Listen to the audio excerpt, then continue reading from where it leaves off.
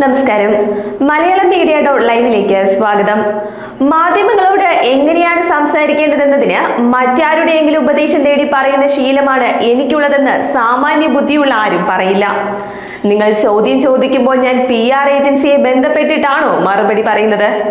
2020 മെയ്യിൽ കോവിഡ് കാലത്ത് PR ഏജൻസിയെ കുറിച്ചുള്ള ചോദ്യത്തിന് മുഖ്യമന്ത്രി പിണറായി വിജയൻ നൽകിയ മറുപടിയാണിത്.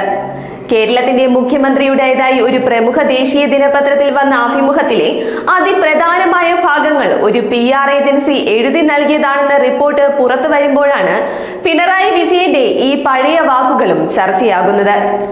ദേശീയ ദിനപത്രത്തിൽ മുഖ്യമന്ത്രി പിണറായി വിജയന് കഴിഞ്ഞ ദിവസം അഭിമുഖം പ്രസിദ്ധീകരിക്കാൻ അവസരം തരപ്പെടുത്തിയത് PR ഏജൻസിയാണെന്ന വിവരമാണ് പുതിയ വിവാദങ്ങൾക്കും പ്രതിപക്ഷ ആരോപണങ്ങൾക്കും വഴിമരുന്നിട്ടിരിക്കുന്നത്.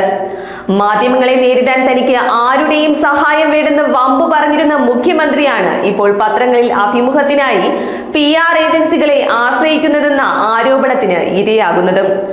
അഭിമുഖ സമയത്തും PR ഏജൻസിയുടെ 2 പ്രതിനിധികൾ ഒപ്പമുണ്ടായിരുന്ന് ദേശീയ ദിനപത്രം തന്നെ സ്ഥിരീകരിച്ചിട്ടുണ്ട്. പിണറായിയുടെ PR ശ്രമം എന്നാൽ പണ്ടേ തന്നെ പ്രസിദ്ധമാണ്. ഖജനാവിൽ നിന്ന് പണം വാരിയെറിയാൻ ഇതിന് ഒരു മടിയും പിണറായിക്കില്ല. മുൻ മുഖ്യമന്ത്രിമാർ PRDയെയാണ് PR പരിപാടിക്ക് ഉപയോഗിച്ചിരുന്നത്. 243 ജീവനക്കാരാണ് PRDയിലുള്ളതും. ഇത്രയും തന്നെ ദിവസ വേതനക്കാരും PRDയിലുണ്ട്.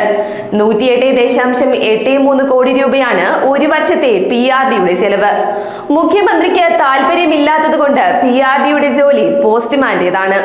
കൂടാതെ 12 അംഗ സോഷ്യൽ മീഡിയ ടീമും മുഖ്യമന്ത്രിക്കുണ്ട്.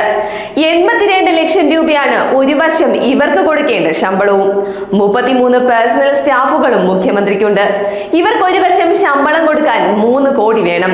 മീഡിയ സെക്രട്ടറി പ്രഭാ വർമ്മയുടെ പ്രതിമാസ ശമ്പളം 1.75 ലക്ഷമാണ്.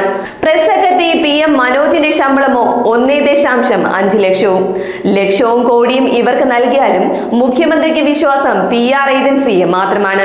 എന്തായാലും മാധ്യമങ്ങളോട് ഒരു ഘട്ടത്തിൽ കടക്ക് പുറത്തെന്ന് പറഞ്ഞ മുഖ്യമന്ത്രി തന്നെ പ്രതിച്ഛായ വർധനവിനായി PR ഏജൻസികളെ ആശ്രയിക്കുന്നുവെന്ന കടുത്ത ആക്ഷേപം ഉന്നയിക്കാനുള്ള അവസരമാണ് പ്രതിപക്ഷത്തിന് ഇതിലൂടെ കിട്ടിയിരിക്കുന്നത്. മഹാരാഷ്ട്രയിൽ ശിവസേനയുടെ ഉൾപ്പെടെ PR വർക്ക് നടക്കുന്ന കേസൻ എന്ന ഏജൻസിയാണ് ദേശീയ ദിനപത്രത്തിൽ അഭിമുഖം അച്ചടിച്ചു വരാനായി മുഖ്യമന്ത്രിയുമായി ബന്ധപ്പെട്ടവർ ആശ്രയിച്ചത്. കൂടാതെ ആഴ്ചകൾക്ക് മുൻപ് ഗൾഫിലെ പത്രത്തിൽ മുഖ്യമന്ത്രിയുടെ അഭിമുഖം തരപ്പെടുത്തിയതും PR ഏജൻസിയാണെന്നാണ് റിപ്പോർട്ട്. ദി ഹിന്ദുവിന് നൽകിയ അഭിമുഖത്തിലെ മലപ്പുറം പരാമർശം വിവാദമായപ്പോൾ തടി തപ്പാൻ വേണ്ടി പത്രത്തിന്റെ എഡിറ്റർക്ക് മുഖ്യമന്ത്രിയുടെ പ്രസ് സെക്രട്ടറി തിരുത്താവശ്യപ്പെട്ട് കത്തയച്ചതാണ് വെളുക്കാൻ തേച്ചത് പാണ്ടായി പോയത്. പത്രം ഖേദം പ്രകടിപ്പിച്ചുവെങ്കിലും PR വേണ്ടാത്ത മുഖ്യമന്ത്രി എന്ന പിണറായിയുടെ പ്രതിച്ഛായ തന്നെ തകർന്ന് തരിപ്പണമായി. മലപ്പുറത്തെ സ്വർണ്ണക്കടത്തും ഹവാല ഇടപാടും സംബന്ധിച്ച കാര്യങ്ങൾ PR ഏജൻസി രേഖാമൂലം എഴുതി നൽകിയത് കൊണ്ടാണ് ഉൾപ്പെടുത്തിയതെന്ന് പത്രം സ്ഥിരീകരിച്ചതോടെ കാര്യങ്ങൾ കൂടുതൽ വഷളാവുകയും ചെയ്തു. ഇത്രയേറെ വൈകാരികമായ വിഷയത്തിൽ കേരളത്തിന്റെ മുഖ്യമന്ത്രിയുടെ അഭിമുഖത്തിൽ PR ഏജൻസി എഴുതി കൊടുക്കുന്ന ഗുരുതരമായ ആരോപണങ്ങൾ കടന്നു വരിക എന്നത് കേട്ടുകേൾവി പോലും ഇല്ലാത്ത കാര്യമായി. അതേസമയം അഭിമുഖം അച്ചടിച്ചുവെന്ന് 48 മണിക്കൂർ കഴിഞ്ഞ് വിഷയം വിവാദമാകുന്നത് വരെ ഇത് നിഷേധിക്കാനുള്ള ഒരു നീക്കവും മുഖ്യമന്ത്രിയുടെ ഭാഗത്തു നിന്നും ഉണ്ടായിട്ടുമില്ല. വിവാദമാകാത്ത പക്ഷം മലപ്പുറം പരാമർശം ഉൾപ്പെടെ അതങ്ങനെ തന്നെ പോകട്ടെ എന്നതിന്റെ ഒരു പരീക്ഷണമാണ് നടന്നതെന്നും പിന്നീട് സംഭവിച്ചത് നാടകമാണെന്നുമാണ് പ്രതിപക്ഷം സംശയമുയർത്തുന്നത്. മലപ്പുറത്തെ കുറിച്ച് മുഖ്യമന്ത്രി പറയാത്ത കാര്യങ്ങളാണ് അച്ചടിച്ചു വന്നതെന്നും ഇത് വിവാദങ്ങൾക്ക് കാരണമായി എന്നുമാണ് പ്രസ് സെക്രട്ടറിയുടെ കത്തിൽ പറയുന്നത്. അതേസമയം മുഖ്യമന്ത്രി വാർത്താ സമ്മേളനത്തിൽ പറഞ്ഞ കാര്യങ്ങൾ വ്യക്തമാക്കിയാണ് വിവാദ വാചകങ്ങൾ ഉൾപ്പെടുത്താൻ PR ഏജൻസി പത്രത്തോട് ആവശ്യപ്പെട്ടത്. പ്രതിഫലം പറ്റി PR പണിയെടുക്കുന്ന ഒരു ഏജൻസിയും സ്വന്തം ഇഷ്ടപ്രകാരം ഇത്തരത്തിൽ വാചകങ്ങൾ ഉൾപ്പെടുത്താൻ ദി ഹിന്ദുവിനെ പോലെ ഒരു ദേശീയ ദിനപത്രത്തോട് ആവശ്യപ്പെടുമെന്ന് സാമാന്യ ബുദ്ധിയുള്ള ആർക്കും കരുതാൻ കഴിയില്ല. മുഖ്യമന്ത്രിയുമായി ബന്ധപ്പെട്ട ആരെങ്കിലും ശക്തമായി നിർദ്ദേശം നൽകിയത് കൊണ്ട് മാത്രമാകാം അഭിമുഖത്തിന് ശേഷം ഇത്തരത്തിൽ എഴുതി നൽകാൻ ഏജൻസി മുതിർന്നിരിക്കുന്നതെന്ന് ഉറപ്പാണ്. സെപ്റ്റംബർ 21 നടത്തിയ വാർത്താ സമ്മേളനത്തിൽ മലപ്പുറത്ത് പിടികൂടുന്ന സ്വർണത്തെക്കുറിച്ചും ഹവാല പണത്തെക്കുറിച്ചുമുള്ള വിവരങ്ങൾ കണക്കു സഹിതം മുഖ്യമന്ത്രി വിശദീകരിച്ചിരുന്നു. സംസ്ഥാന സംസ്ഥാനത്ത് ഏറ്റവും കൂടുതൽ സ്വർണവും ഹവാല പണവും പിടിക്കുന്നത് മലപ്പുറത്താണ്. ജില്ലയുടെ പേര് എടുത്തു പറഞ്ഞു തന്നെയാണ് മുഖ്യമന്ത്രി അന്ന് വ്യക്തമാക്കിയത്. 3 വർഷത്തിനുള്ളിൽ 147.79 കിലോ സ്വർണം സംസ്ഥാനത്ത് നിന്നും പിടികൂടിയിരുന്നു. അതിൽ മലപ്പുറം ജില്ലയിൽ മാത്രം പിടികൂടിയത് 121.47 കിലോ സ്വർണം.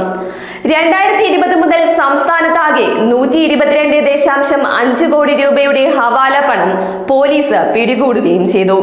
മലപ്പുറത്ത് മാത്രം ഇതിൽ പിടിച്ചത് 87.22 കോടി രൂപയാണ്.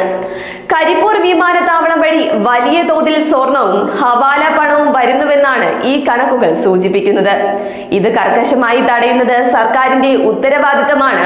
സ്വർണം, മയക്കുമരുന്ന്, ഹവാല പണം എന്നിവ തടയുന്നത് നാടിനെതിരായ കുറ്റകൃത്യമാണ്. അതൊരു വിധത്തിലും അനുവദിക്കാൻ കഴിയില്ല. ഇതായിരുന്നു മുഖ്യമന്ത്രിയുടെ വാക്കുകൾ. ഇവിടെ വേറെ ഒരു ജില്ലയുടെയും പേര് പറയാതെ മലപ്പുറത്തെ സംശയത്തിന്റെ നിഴലിൽ നിർത്തിയ മുഖ്യമന്ത്രിയുടെ നടപടിക്കെതിരെയാണ് പ്രതിപക്ഷം രംഗത്തെത്തിയത്. സംസ്ഥാനത്ത് പോലീസ് പിടികൂടുന്ന സ്വർണത്തിന്റെ കണക്ക് ജില്ല തിരിച്ച് പോലീസിന്റെ സൈറ്റിൽ പതിവില്ലാതെ പ്രസിദ്ധീകരിച്ചതും PR ഉപദേശത്തിന്റെ ഭാഗമാണെന്നും ആക്ഷേപമുണ്ട്. ഇതിന്റെ വിവരങ്ങൾ ആദ്യം തന്നെ ദേശീയ ദിനപത്രങ്ങൾക്ക് കൈമാറുകയും ചെയ്തിരുന്നു. അഭിമുഖത്തിൽ ഒരു പ്രദേശത്തെ കുറിച്ചും പറഞ്ഞിട്ടില്ലെന്ന് മുഖ്യമന്ത്രി ആവർത്തിക്കുമ്പോഴും വാർത്താ സമ്മേളനത്തിൽ മലപ്പുറത്തെ സംശയ നിഴലിൽ നിർത്തി നടത്തിയ പ്രസ്താവന പിൻവലിക്കാൻ മുഖ്യമന്ത്രി തയ്യാറാകുമോ എന്നതാണ് ഉയരുന്ന പ്രധാന ചോദ്യം. അതേസമയം തിരഞ്ഞെടുപ്പ് തന്ത്രജ്ഞനായ സുനിൽ കനകോലു KPCC യോഗത്തിൽ പങ്കെടുത്തതിനെ വാർത്താ സമ്മേളനത്തിൽ അതിനിശിതമായി വിമർശിച്ച മുഖ്യമന്ത്രിയെ അടിക്കാനുള്ള ഒരു വടിയായിട്ടാണ് PR വിവാദം പ്രതിപക്ഷം ഉയർത്തുന്നത്. അപ്പോൾ പിണറായി വിജയന് PR ഏജൻസികളൊക്കെ ആകാമല്ലേ എന്ന് പരിഹാസ്യ രൂപേണ പ്രതിപക്ഷ നേതാവ് VD സതീശൻ തന്നെ ചോദിച്ചു കഴിഞ്ഞു. തുടർഭരണം ലഭിക്കുന്നതിന് 2 വർഷം മുൻപ് മുതൽ മുഖ്യമന്ത്രി പിണറായി വിജയൻ സ്വന്തം മേക്ക് ഓവറിനായി മുംബൈയിലെ PR ഏജൻസിയുടെ സേവനം തേടിയെന്ന പ്രതിപക്ഷ നേതാവ് കഴിഞ്ഞ വർഷം തന്നെ ആരോപിച്ചിരുന്നു. 2 വർഷത്തോളം കേരളത്തിൽ ചിലവിട്ട അവർ നിയമസഭയുടെ ഗ്യാലറിയിലടക്കം ഉണ്ടായിരുന്നു. പിണറായി വിജയന്റെ ശരീരഭാഷ പഠിച്ച് എങ്ങനെ സംസാരിക്കണമെന്ന് പഠിപ്പിച്ചത് PR ഏജൻസിയാണെന്നും പ്രതിപക്ഷ നേതാവ് പറഞ്ഞിരുന്നു.